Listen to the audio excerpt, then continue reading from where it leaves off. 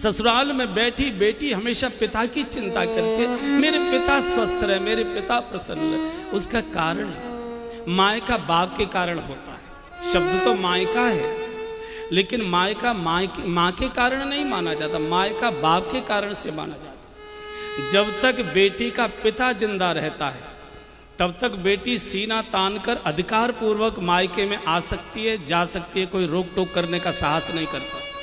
लेकिन पिता की मृत्यु के बाद माँ चूंकि भैया और भाभी के अधीन हो जाती है तो मायका फिर भैया भाभी की इच्छा से मिलता है, अधिकार पूर्वक नहीं मिलता। इसलिए आपने देखे होंगे प्रसंग, जब किसी की माँ की मौत होती है बेटी रोती तो है लेकिन अपने को संभाल लेती है। लेकिन जब उसको समाचार मिलता है कि मेरे पिताजी नहीं रहे, मेरे पिता की मौत हो गई, इतना रोती है, इतना रोती। और जब पहली बार पिता की मृत्यु पर अपने मायके में आती है, दहाड़ मारती आती है, हाँ करती आती है और सबसे पहले अपने घर के मुख्य द्वार पर पछाड़ खाकर गिरती है। बहुत देर तक देहली पर पड़ी रहती है। उसको लगता है अब ये देहली मेरे लिए पराई हो गई, अब इसमें मैं स्वेच्छा से नहीं आती, आज सकती जा सकती। इसलिए बाप के लिए बेटी बहुत रोया करती है। हमारे पूज्य बापू कई बार सुनाया करते हैं कि किसी की बेटी को दुख देना हो,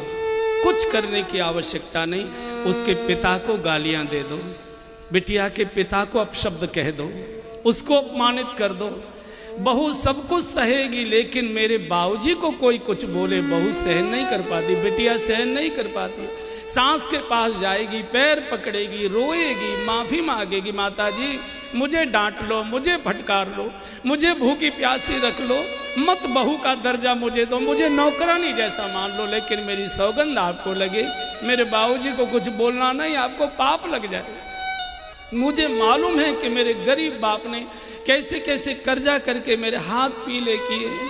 मुझे मालूम है कि आपके दरवाजे के चक्कर काटते काटते मेरे बूढ़े बाप की एड़ियां घिस गई थी, तब मेरी शादी हुई। अभी तो मेरे बाप की पीठ से कर्जे का बोझ नहीं उतरा है। दिन भर भूखी रोती रहेगी, सारे घर को भोजन बना के खिला देगी, लेकिन बाप के लिए किसी ने बोला है बेटी के मुंह में टुकड़ा नहीं जाता। विधाता ने इस सृष्टि में बहुत सारे पवित्र नाते बनाए हैं, लेकिन जितना पवित्र नाता बेटी और बाप का बनाया है, इकलौते बेटे की मौत हो जाती है बाप नहीं रोया करता, छाती पर पत्थर रख लेता है। सारा गांव मोहल्ला रोता है, लाश को आंगन में देखता है, सारा गांव फूट पड़ता है, लेकिन बाप अपनी छाती पर पत्थर रखकर आंसुओं को पी लेता है। लेकिन वही बाप जब पहली बार अपनी बिटिया को हाथ पकड़कर ससुराल के लिए डोली